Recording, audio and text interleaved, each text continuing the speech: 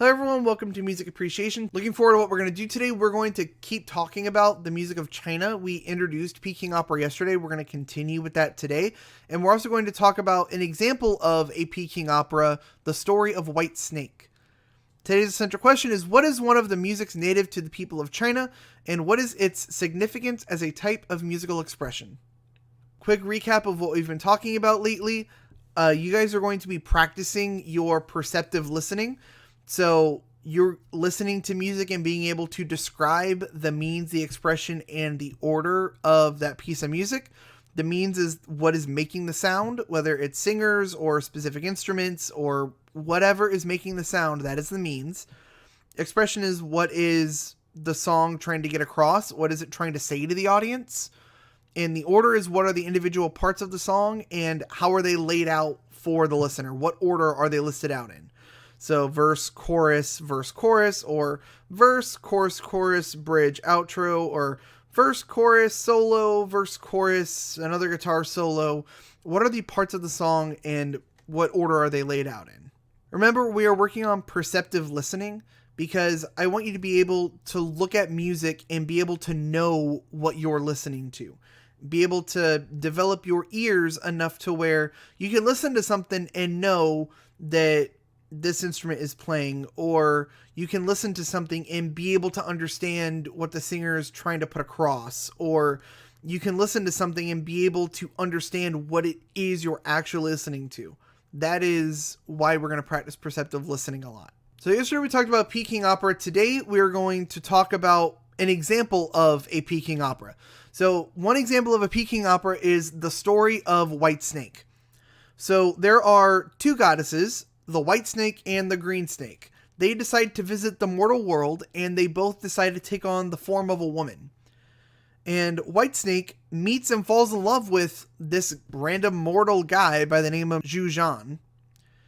Then this antagonist, a monk named Fa Hai, knows who White Snake really is. He knows that she's a goddess, and he's not okay with it. So he convinces the husband to give his wife this specific kind of wine to drink. So, the husband gives White Snake the wine, she drinks the wine, and she reverts into her true form, her White Snake goddess form, and literally scares her husband to death. Like, he just keels over on the floor. So White Snake, obviously not happy that her husband is dead, dashes back into heaven, and she fights all these guards to get into heaven to get this special herb that brings her husband back to life. And she does it.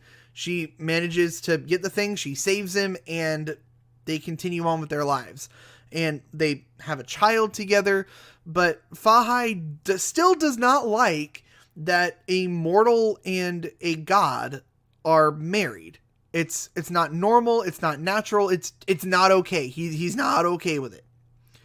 So he then comes back into their lives and convinces Zhu Zhan that he needs to be afraid of his wife because she's a goddess. And he convinces the husband to leave White Snake and go become a monk off somewhere. So before he leaves, he decides to meet White Snake on the bridge. It's very special. It's the same bridge where they confess their love for each other, and White Snake decides to forgive her husband.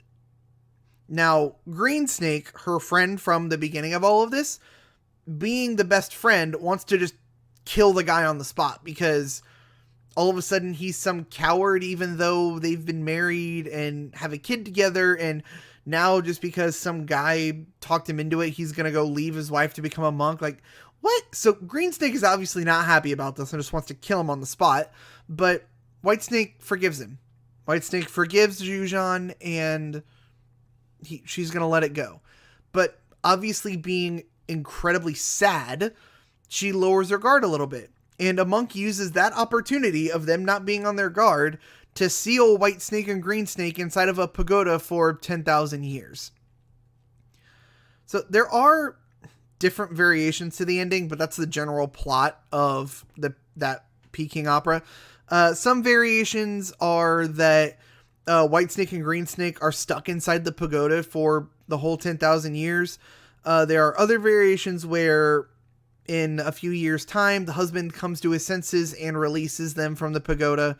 There's another version where Whitesnake and Zhujian's son becomes a general and uses his army to overrun the pagoda, destroy it, and release his mother and her friend from the pagoda. There's different variations on how the story can end, but that's the general plot line of the story of Whitesnake. So this story contains everything that the traditional Chinese audience would love. So beautiful ladies, wonderful costumes, there's a wide range of emotions, there's a lot of martial arts, there's gods and goddesses all over the place. And like we talked about before, with educating as well as entertaining, the Chinese audiences see lessons to be learned in the story. So in traditional Chinese society, marriage is a very important part of their society. And most traditional Chinese people of that time believe that marriage and a stable family are the basis for the social order. If there is not stable marriages and stable families, then society will fall apart. That is what they believed, at least. So obviously love is a very powerful emotion that everyone at some point feels. But like in many tragic love stories, Whitesnake and Zhujian have to give up their love because of these rigid social conventions. Because it's not normal for a goddess and a mortal to be married, so they're not allowed to be married. So the established ways of religion represented by that monk Fa Hai does not permit true love, even in weird, unusual circumstances. So Whitesnake, even though she did nothing wrong, she still loses everything in the end because society says what she did was bad. Even though in the end she didn't really do anything wrong.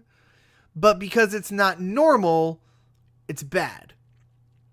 And Chinese audiences leave the theater with a lot to think about. That whole, she didn't do anything wrong, but she still lost everything in the end, even though, she didn't really do anything to deserve losing everything.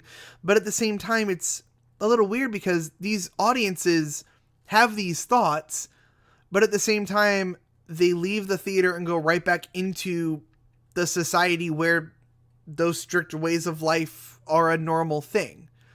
So they have this education that the ways of religion and strict social conventions are to be adhered to because you don't want to end up like that. You don't want to be in an unusual situation and lose everything through no fault of your own.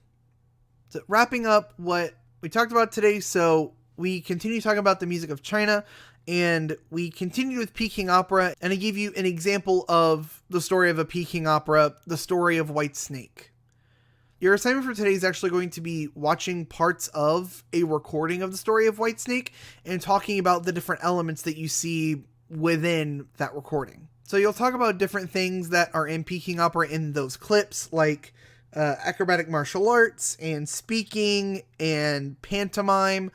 There's all of these different things that are meant to represent the story that I just read to you, but it's in theater form where there's martial arts and pantomime and all that kind of thing. And you'll watch these clips and be able to talk about what you are seeing in those clips in relation to what we've talked about with Peking opera.